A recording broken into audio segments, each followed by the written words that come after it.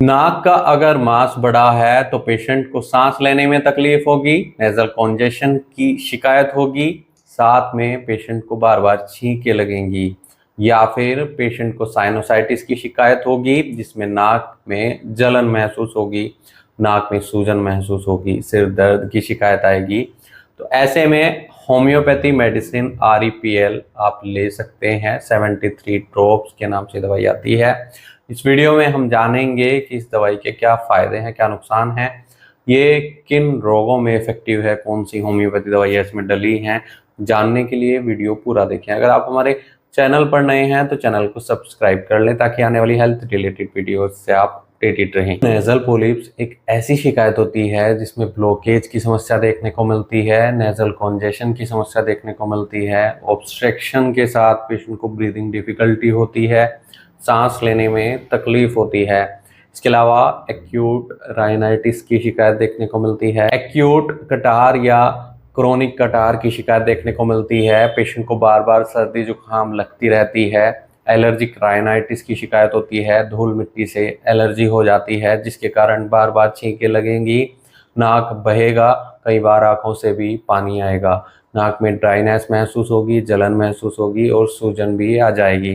तो ऐसे में ये मेडिसिन बहुत इफेक्टिव रहती है। इन सब बीमारियों में ये दवाई दी जाती है। अगर इसमें हम होम्योपैथी दवाइयों की बात करें ना तो सैंगुइनेरिया एक दवाई डली है। अगर पेशेंट को नेजल कॉन्जेशन है, हेड कॉन्जेशन साथ में देखने को मिल रही है, बार बार छींकें लग रही हैं, बर्निंग सेंसेशन है नाक में, ऐसे केस में ये राइनाइटिस में भी इफेक्टिव रहती है, नेजल पॉलिप्स के केस में दी जाती है, साइनोसाइटिस में भी दी जाएगी, छींकों को कंट्रोल करेगी और अगर सलाइवा बहुत ज़्यादा आ रहा है तो उसको कंट्रोल करेगी। एक दवाई इसमें लैम्ना माइनर है जो साइनोसाइटिस के केस में भी दी जाएगी, नेजल पॉलिप्स के केस में भी दी जाएगी। अगर पेशेंट का नाक बंद रहता है, स्मेल नहीं आती है या डैम्प वेदर, रेनी वेदर में पेशेंट को ये परेशानियां ज़्यादा हो जाती हैं तो ऐसे केस में दवाई बहुत इफेक्टिव रहती है। एक दवाई इसमें ट्यूक्रियम MV है। अगर इन्फ्लामेशन बहुत ज़्यादा है नाक में, नाक के रूट में पेशेंट को सूजन महसूस हो रही है, स्वेलिंग महसूस हो रही है तो ऐसे केस में दवाई दी जाएगी।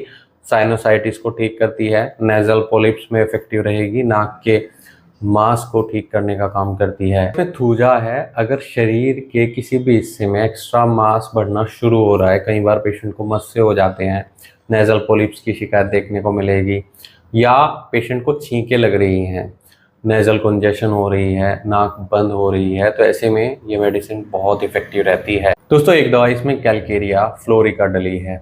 अगर पेशेंट को कटहर की समस्या देखने को मिल रही है, नेजल पॉलिप्स की समस्या देखने को मिल रही है, नेजल पॉलिप्स ऐसे जो लंबे टाइम से हैं, ठीक नहीं हो रहे हैं, ऐसे में दवाई दी जाती है।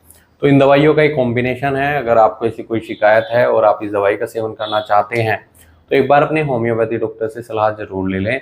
बिना डॉक्टर की सलाह के कोई भी होम्योपैथी दवाई शुरू न करें, सेल्फ मेडिकेशन न करें, क्योंकि दोस्तों केस टेकिंग के बाद ही डिसाइड हो पाता है कि पेशेंट को कौन सी मेडिसिन दी जाएगी, उसके लिए क्या सूटेबल रहेगी, सही डोज उसको क्या सूटेबल रहेगी। इसलिए डॉक्टर की निगरानी में लें। वीडियो देखने के लिए धन्यवाद। चैनल को सब्सक्राइब करें और कमेंट सेक्शन में ज़रूर बताएं कि हमारी वीडियोस आपको कैसी लगती हैं। Thank you.